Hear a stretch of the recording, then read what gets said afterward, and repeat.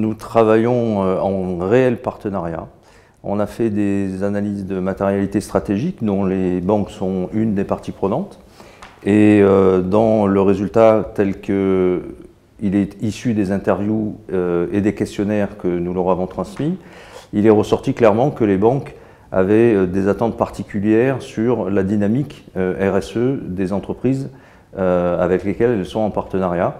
Et donc, à partir du moment où on a les mêmes objectifs, les choses se passent toujours très bien.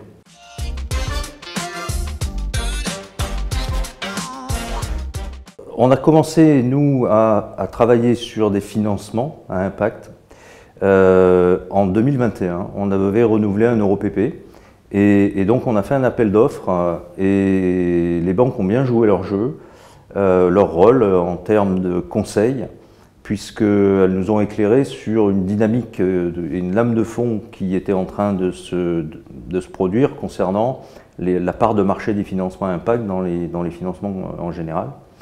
Et elles nous ont expliqué que si on voulait capter à la fois des volumes de financement et des conditions de financement entre guillemets préférentielles, il fallait que de notre côté, on arrive à retraduire notre politique RSE en des termes quantifiables, des objectifs, des trajectoires que l'on pourrait ensuite adosser à des financements. Et la première fois où on l'a fait, c'est sur le renouvellement de notre EuroPP en novembre 2021.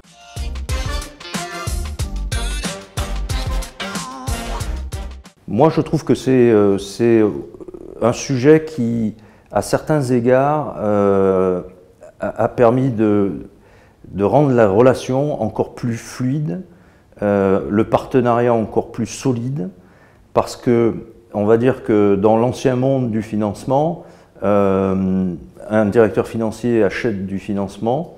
La banque, lorsqu'elle veut octroyer des conditions un peu plus favorables, doit travailler sur sa propre marge. Et là, finalement, on se retrouve avec un objectif qui est le même.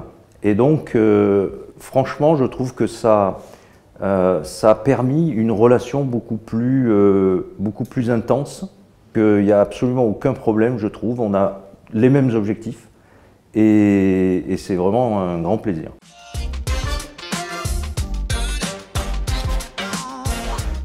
Alors c'est vraiment un sujet épineux parce que Excel Industries c'est une ETI, mais c'est une fédération de PME, d'entreprises autonomes qui sont des PME.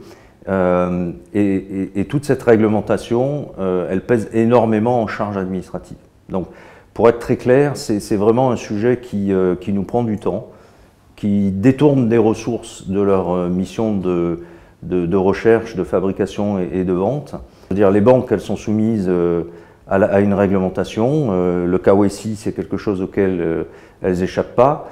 Donc ça ne nous plaît pas, mais on le fait parce qu'on sait que de toute façon, c'est une contrainte et que c'est la seule façon de pouvoir aujourd'hui avoir une relation avec une banque.